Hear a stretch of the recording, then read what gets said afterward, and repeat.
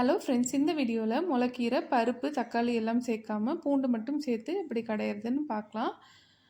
இதுக்கு ஒரு 1/4 கட்டளவு முளைக்கீரையை வாஷ் பண்ணிவிட்டு இந்த மாதிரி ரஃப்பாக சாப் பண்ணி வச்சுருக்கேன். இப்போ ஒரு மண் சட்டியில் 1 டம்ளர் அளவு தண்ணி சேர்த்துக்கிட்டு, அது கூட காரத்துக்கு ஒரே ஒரு பச்சை மிளகாயை இந்த மாதிரி 4ஆக பிச்சு சேர்த்துக்கலாம். பச்சை மிளகாய் காரம் அதிகமாக தேவைப்படுச்சுன்னா நீங்கள் இன்னும் 2 கூட சேர்த்துக்கலாம். இது கூட 20 பூண்டு பற்கள் சேர்த்துக்கலாம். சின்ன சின்ன பூண்டு பற்களாக இருக்கிறதுனால நான் இவ்வளோ சேர்த்துருக்கேன். பெருசாக இருந்துச்சுன்னா 10 சேர்த்தா போதும். இப்போ இதை மூடி போட்டு ஒரு 3லேருந்து 4 நிமிஷம் நல்லா கொதி வந்தப்புறம் ஓப்பன் பண்ணி செக் பண்ணால் பூண்டு ஒரு 3/4 திட்டத்துக்கு வெந்திருக்கும். அப்போ நம்ம கட் பண்ணி வச்சுருக்க கீரையை சேர்த்துக்கலாம். பச்சை மிளகாய் காரம் கூட வேண்டாம், குழந்தைங்களுக்குலாம் கொடுக்குறீங்கன்னா நீங்கள் பச்சை மிளகாயை கூட ஸ்கிப் பண்ணிடலாம். அந்த பூண்டோட காரத்துலேயே இது நல்லாயிருக்கும்.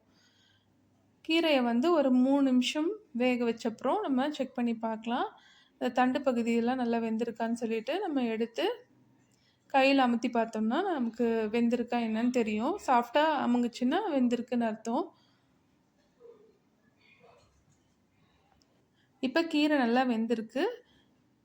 ஸ்டவ்வை ஆஃப் பண்ணிடலாம். கீரையை மூடி போட்டு வேக வைக்கக்கூடாது, ஓப்பன்லேயே வேக வச்சுக்கோங்க. அப்போ தான் அந்த நிறம் மாறாமல் பச்சையாகவே இருக்கும். இப்போ இந்த கீரையிலேருந்து அந்த தண்ணியை தனியாக எடுத்து வச்சுக்கலாம்.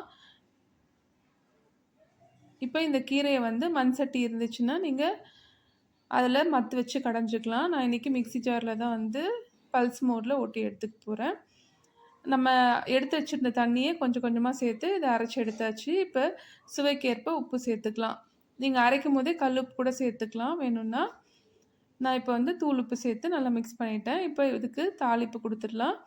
ஒரு தாளிப்பு கடாயில் 1 டேபிள் ஸ்பூன் அளவு எண்ணெய் எடுத்திருக்கேன். இதில் 1/4 டீஸ்பூனுக்கும் குறைவாக கடுகு, 1/4 டீஸ்பூனுக்கும் குறைவாக ஜீரகம், இது 2த்தையும் சேர்த்துட்டு ஒரே ஒரு வத்தல் மிளகாயை 3 பிச்சு சேர்த்துக்கலாம். கூடவே கொஞ்சமாக பெருங்காயமும் சேர்த்துக்கலாம்.